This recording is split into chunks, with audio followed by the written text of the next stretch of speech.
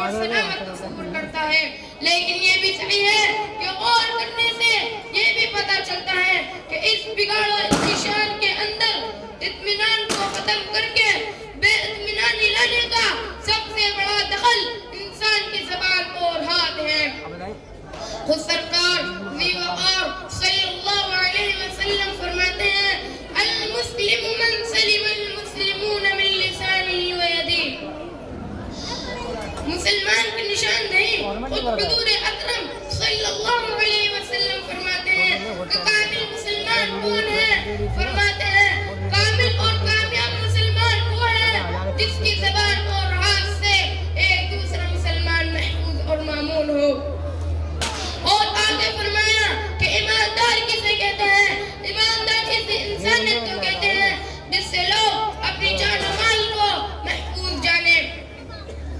اور فرمایا آپ نے مسلمان کی علامت اور اس کی نشانی یہ بتلائی گئی ہے کہ مسلمان وہ ہے جس کی زبان اور ہاتھ سے ایک دوسرا مسلمان محفوظ رہے۔ محترم سامعین اکرام، حضور صلی اللہ علیہ وسلم نے اپنے فرمان کے اندر سب سے پہلے جن چیزوں کا ذکر کیا وہ زبان ہے، جس کی زبان سے ایک دوسرا مسلمان محفوظ رہے۔ ایک دوسرے کی زبان ہی کے ذریعے سے گالی گلوچ شروع ہو جاتی ہے، ایک دوسرے کے خلاف انسان انسانیت سے ہٹ کر لغویات میں مقروض ہو جاتا ہے۔ زبان ہی کے ذریعے سے دل دکھتا ہے اور زبان سے لغویات میں پھنس کر خون ریزی کی نوبت آ جاتی ہے، یہاں تک کہ جب وہ جدال شروع ہو جاتا ہے۔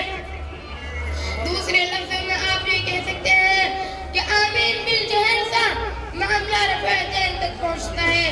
اور یاد رکھیں انسان کو لاٹھی ڈنڈے سے جو تکلیف پہنچتی ہے وہ تکلیف آسانی سے ختم ہو جاتی ہے، بھالے اور ورچے کا غم مندمل ہونے لگتا ہے اور ختم ہو جاتا ہے۔ لیکن جب زبان کے ذریعے سے انسان کو تکلیف پہنچتی ہے تو وہ تکلیف بڑی دیر تک رہتی ہے۔